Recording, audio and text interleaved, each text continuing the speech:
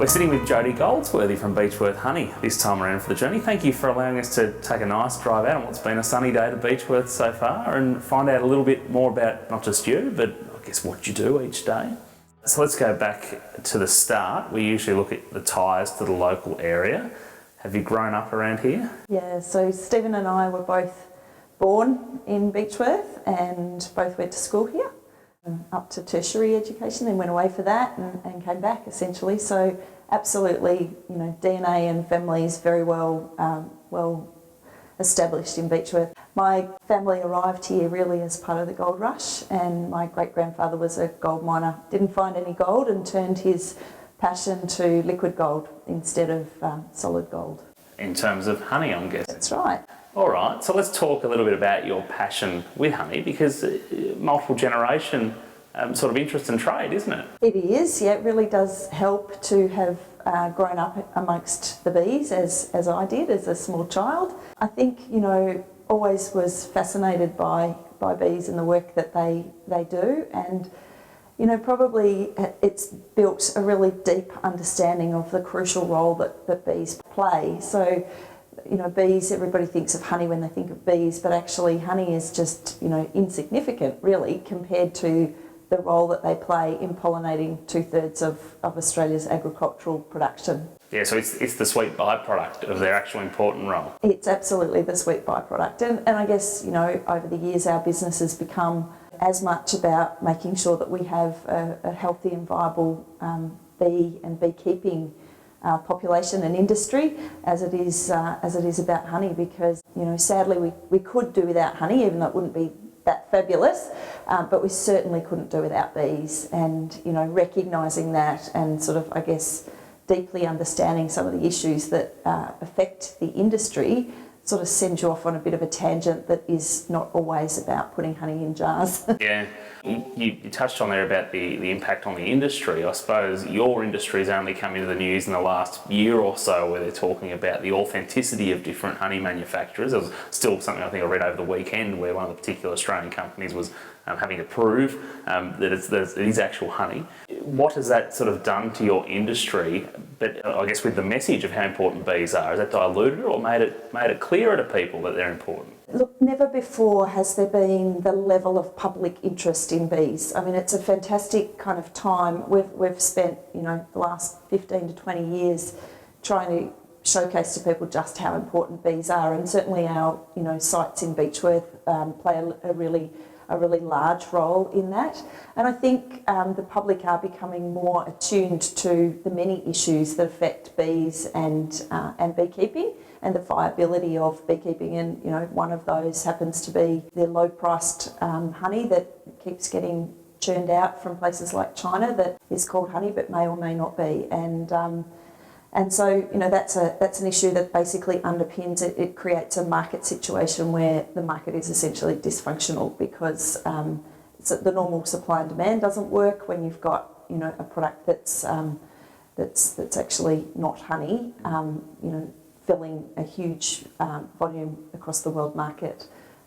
So that, and then, the whole topic of climate crisis and that, complex but in some ways simple issue of and its impact on bees and our environment around as well. So it's certainly lots of things to keep us awake at night. Well, yeah, because I know even recently a particular pesticide that was quite popular, it's only recently been withdrawn from the market in Australia. I can't recall the brand of it, but it was banned from other countries in the world a long time ago. And we really need to be careful with products and things that we use, because they are quite a fragile insect, aren't they? They are. I think certainly, there's reports that are coming out that, it's not only bees, but it's our insect population in general that's, being impacted by the choices that we make, both as individuals and, within agriculture, etc. So it's absolutely, I think we've got this challenge of, how do we feed a growing world population? And certainly bees are absolutely crucial to that, underpinning the agricultural, horticultural crops that they do. But how do we do that in a way that is sensitive to things like our pollinators, bees of which are only one. So you clearly eat, live and breathe bees now, multiple generations through the family. Did you ever consider bucking the trend? Did you ever think, I should go do something different? Well, I did. Yeah, what did you absolutely. do? I went away and studied to be a teacher, so I did a Bachelor of Applied Science and taught for a little while, and no, there wasn't really a plan to be part of bees and honey, not at all, and Stephen and I were, newly married, and he literally woke up one morning and said, I want to be a beekeeper. He'd fallen in love with the bees that, I'd been surrounded with, and so essentially that's, we just started off with a pretty simple dream of, being beekeepers, and sometimes I wake up and think, oh my goodness, how did we get to where we are? Because that wasn't really the plan. But I think what it does do is it sort of just shows that if you keep doing things for all the right reasons, the everything else kind of follows in business. So, we started off just wanting to create a market for our own product that we produced ourselves, and because we were a bit frustrated about the options and where you could sell your honey, and so I guess took control of that, and then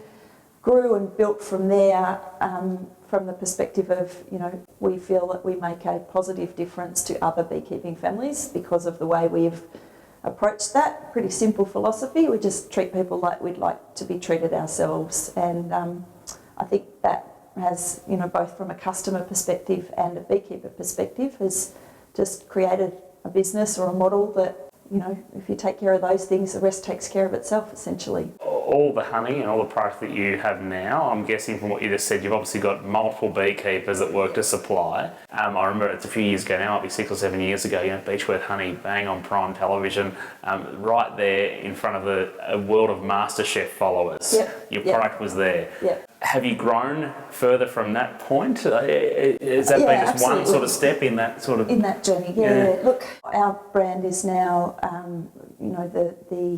I guess the most trusted honey brand in the market. We are the largest independently owned honey company in the country, and we don't take that for granted for a minute. That really only matters and means something if we are making a positive difference to the beekeepers that we deal with and delivering a product that customers value, essentially. So it's never been about getting to a particular size. It's always been about trying to do something that, was of benefit to everybody, essentially, that we were dealing with, consumers and customers, beekeepers, and obviously if we get all those things right and it's still good for us, then we're on hopefully a winning formula. And essentially that's been, I don't know, in business that gets a bit complex, but you can keep it pretty simple. Just sounds like good morals, like a good moral compass. Exactly. Good. Yeah, good, when people reward you back. They do, yeah. One of my daughters loves honey, like all through preschool, into primary school, honey sandwiches. Like we wonder when it's going to stop. And in terms of your production, is it done locally here in Beechworth? Or? So, no, the production facility is based at Corowa, so not too far away. Our bees work within usually a 600 kilometre radius of Beechworth, and Beechworth is home base for both us and our store. We have another store in Melbourne as well, and the product is sold across Australia and internationally as well. Exported. So where did that first call come? Was that an interesting moment when someone says, hey, we want to take your honey overseas to an external market, or did you force that and push that yourself? Look, it was something early on, so, probably 22 years ago, it was something that, at the time, the, government people were sort of saying, if you're building a company, you need to look at the export market. And I always say, competing at the national level is like competing at the nationals, but once you step outside of Australia, it's really like competing at the Olympics, because there are so many other, brands and so many more complexities. So, we do a small amount of export, but essentially our main business is the Australian domestic market and trying to bring, products to Australian consumers. So other than going away to study, you've grown up in Beechworth and born and bred here. How do you think the town would describe you, Jodie? If I walked down the street now and said, well, what's Jodie like? How do you think they'd describe you? Oh, look, that's an interesting question. I mean, I think most people would say that, you know, I don't think we're any different than when we first started the business. I think, you know, we try to do what we can to help the local community with, you know, events and festivals and sponsorship and those sorts of things. And I think, you know, you'll find me at the end of the Golden Horseshoes Festival picking up the rubbish on the street. That's one of the, you know, so I think most people would describe us as pretty hands-on, pretty grounded, and, you know, that's what's important to us. You know, I think it's easy sometimes. That word success is a funny word, isn't it? You know, and I've always sort of said, you know, success really is about your reputation and what you do to kind of try and, I don't know, have a positive influence on your community and the people around you. And to us, that's what's more important than, you know, whatever you work for, you really can't take it with you, can you? So ultimately, it's more about, you know, we get a huge amount of enjoyment from being involved with things locally, but also being involved with trying to sort of address some of the challenges for our industry as well. Would it be fair to say that beekeeping was a hobby before it became the business? Was it sort of... No. It's never been a hobby for us. You know, Stephen left his job as a wool buyer and, you know, became a commercial beekeeper, and I was teaching part-time you know, during that time, but essentially, no, we were always very clear that, you know, this was going to be our career, that and, you know, agriculture more broadly. So I guess where it's... But obviously you love what you're doing, and that's why you keep doing it. We do love what we do, you know, Stephen is most happiest when he's out with the bees, you know. He always says to people, look at my office, look at where I get to be every day, and you know, he loves that, and his job essentially is to talk to all our other beekeepers around Australia, and he spends a lot of time, you know, visiting them and, you know, calling in and picking up their honey. And you'll find him once again pretty grounded, but, you know, driving the truck to pick to pick their honey up and delivering our honey to supermarkets and that sort of thing. So we often have a bit of a chuckle that, you know, probably the people at the DC at Coles and Woolies don't realise the guy in the truck actually owns the company, you know. A bit like Undercover Boss at TV series. Sort of. I hope they have nice things to say about him. That silly truck driver, he's here late. So, no, well, sometimes, but he's here safely, and that's the main thing. That is so true. What do you do in your spare time? We are pretty simple people. We really just love our local surrounding nature. So walking, gardening, you know, working on our farm, fixing fences and doing those sorts of things. So, yeah, just camping, all of those sorts of things are where we're, you know, derive our enjoyment. Can't think of a better way to start the day than, you know, a beautiful walk in this beautiful region, really. Beechworth is successful for lots of different businesses and has been for a long time, for decades. Yeah. What is it that makes Beechworth work? Smaller population, but what's the appeal to a consumer maybe? Or how does everything out of Beechworth seem to just do well? I'm often asked this question, and I actually think that if you think about the history of Beechworth, it was a town that was based on you either being mad or bad, you know, with the jail and the psychiatric institution. But what that did was it brought learned people. It brought people through the town. And so, you know, certainly growing up in the town, there were always people who were coming into the town, and there was this circulation of knowledge and circulation of insights and circulation of perspectives. And I actually think that is part of our DNA, that diversity, that fostered, I think, inclusiveness. It fostered inquiring minds, and I think there's some of the things that actually underpin, you know, the ability of people like us to actually feel pretty comfortable to, you know, to try things, to feel supported, to feel encouraged, to feel inspired.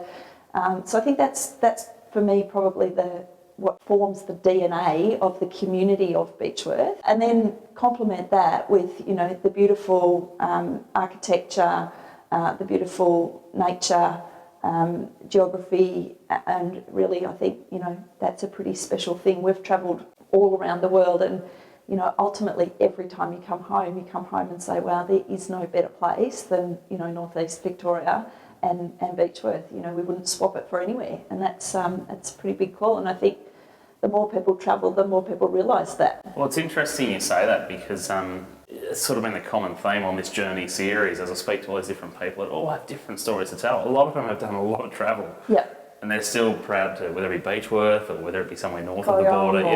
Yep. Exactly. Yep. Really proud of the area. And I think you're right, it's the diverse culture probably is part of it, but also, the landscape. Are you a philosophical thinker? Do you have a favourite quote or do you read? Oh, yeah, heaps. Yeah.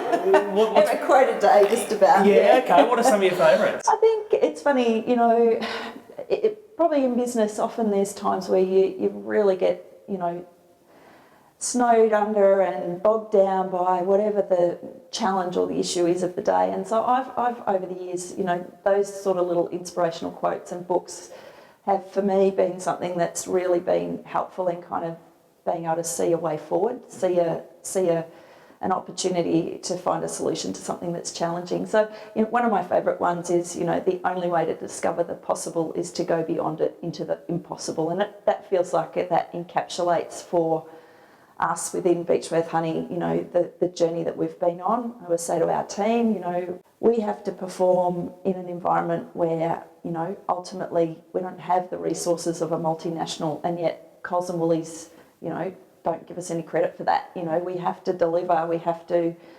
perform just the same as businesses that have thousands of people. That's their requirement, isn't it? That's their requirement. That's their requirement. So, so lots of little quotes. I do like that one though. That's one that hasn't come up yet. Well, actually, I think everybody gives a fresh quote each time we sit down, but I do like the philosophy behind that one. Do you have are you a regretful person? Do you have any regrets in life, or do you have any questions where you think, what about turn left instead of right? No. You know what? Stephen and I are always really clear. We don't want to die not knowing. So we're actually pretty brave in being prepared to kind of try new things, give things a bit of a crack. Because we figure, if we don't do that, you don't want to turn back and say, oh, we should have done that, or I wish we had had the courage to do that. Obviously you can't just be blasé about that. You have to make sure that you know what it is that you want to do. But, not everything works. Not everything is the way you think it will be, but far better off to have tried and, then recalibrated or recalculated than to have sort of sat there and become bored or stale or whatever. So, no, for us, it's absolutely not about regrets. You make a decision, you go hard, and then you reassess and recalibrate and, learn from all of those things. You've obviously managed to find yourself a partner in life that is perhaps wired similarly to you to understand and get it.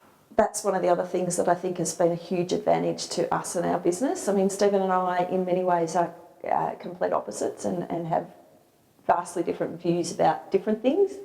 But what we do have is this common shared goal and shared vision and this ability to complement each other.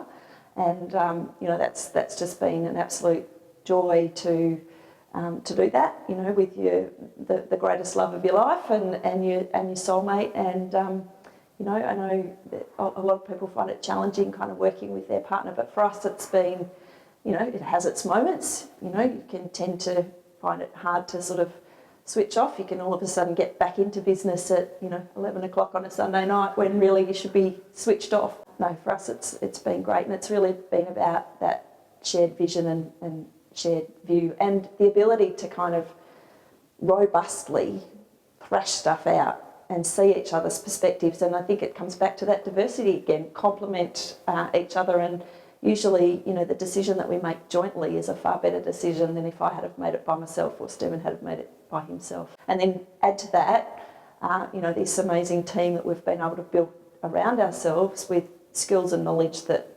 is, way beyond ours in other areas. And that's, once again, I guess something that helps to build that success. You mentioned making decisions. Been some tough ones over the years. Any that stick out as a... Well, I think, tough from which perspective is really the question. I mean, we've had two occasions where, where the business was not large enough to have been able to source enough Australian honey. Droughts impacted supply. And so, we went to supermarkets and said we want to voluntarily delete some of our lines off the shelf in order not to import low-priced honey that we were concerned would have quality issues or authenticity issues. So, they were pretty tough kind of periods, because what that involves is making people redundant.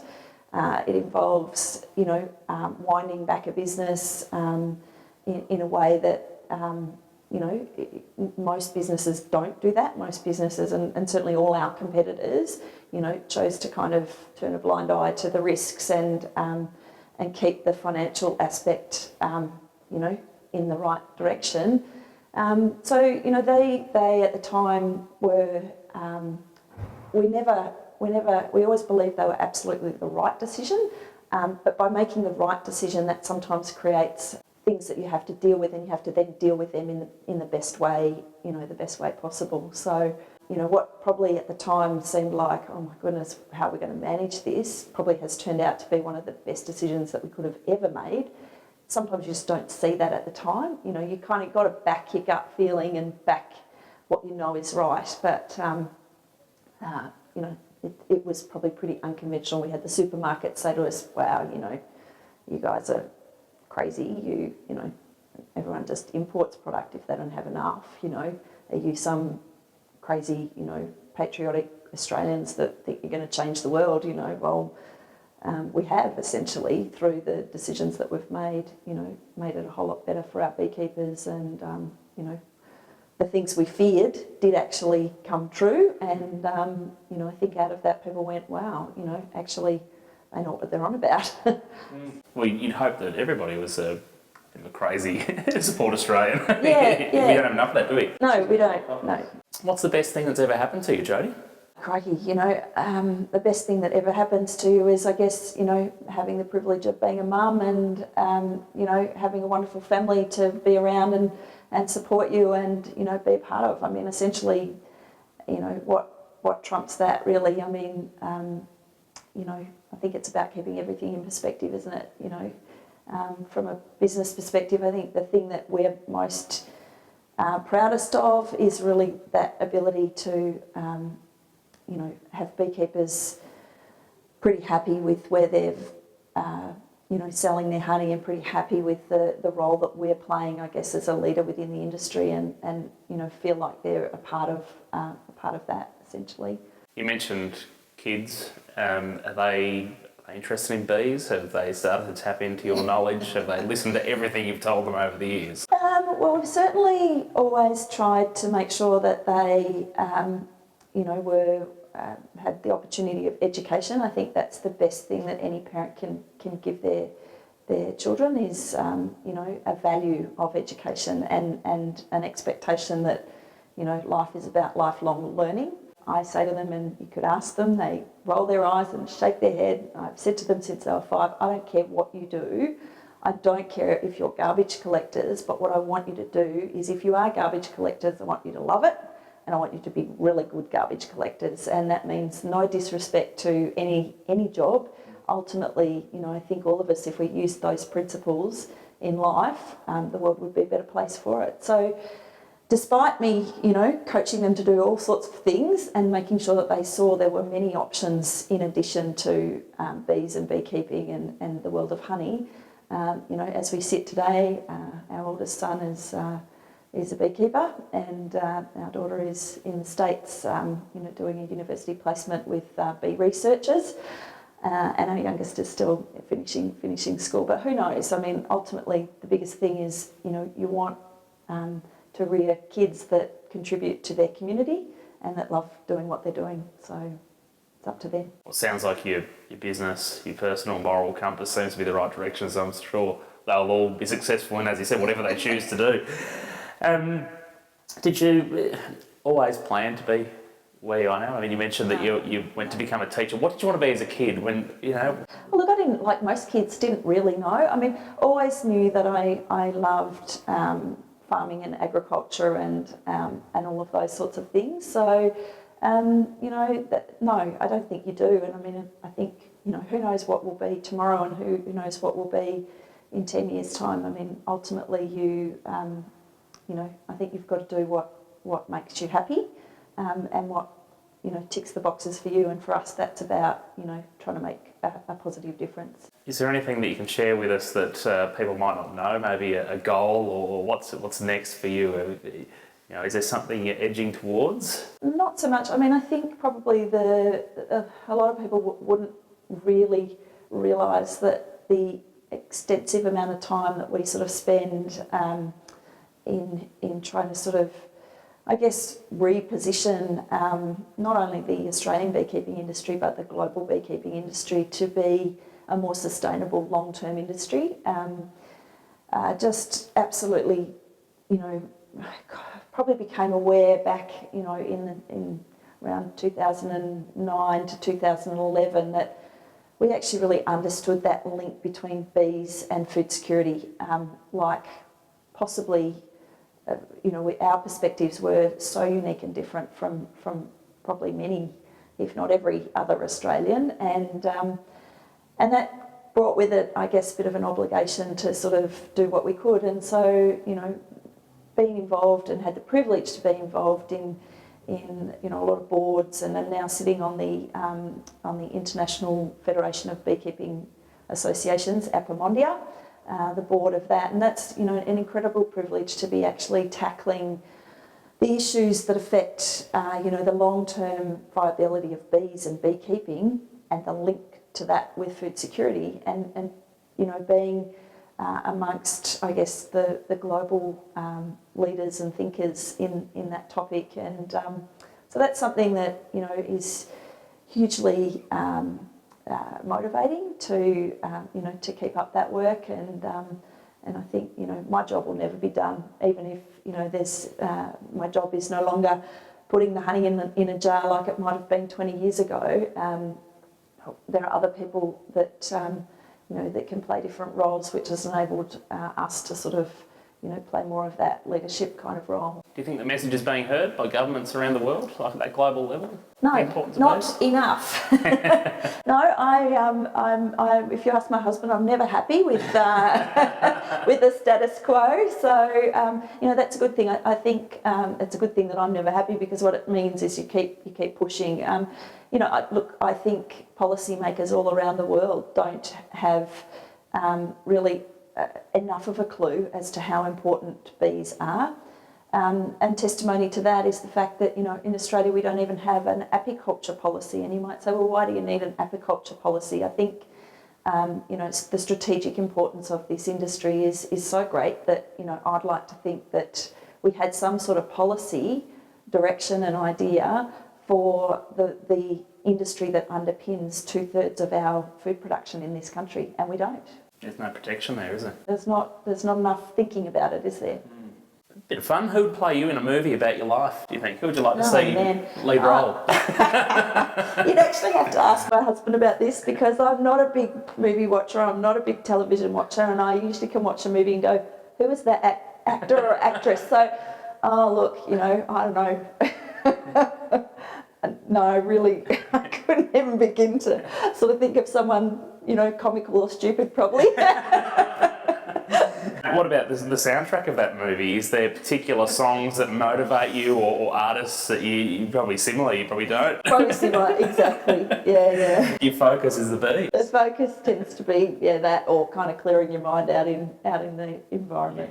And you sort of mentioned earlier in the interview, no matter where you travel in the world, you're proud to call Beechworth home. But if you could be anywhere, maybe globally everyone's thought and policies are in place around bees and the importance. If that was your point of retirement, let's say, and the message has been heard, where do you go? What do you do? Who have you got with you? Look, it's absolutely this area. I think it's lovely to think that, essentially we live absolutely where we want to live, and we do the things that we want to do, and, essentially just surrounded by, close friends and family, and doing pretty simple things. So, Beechworth's home for me. That's never going to change. Jodie Goldsworthy, thanks so much for your time, for the journey, and I'll be certain to go home and tell my kids about the importance of bees from the little snippets you've given me. I might even make it their next school project that they have to do. Exactly. Thanks so much. Good, thanks.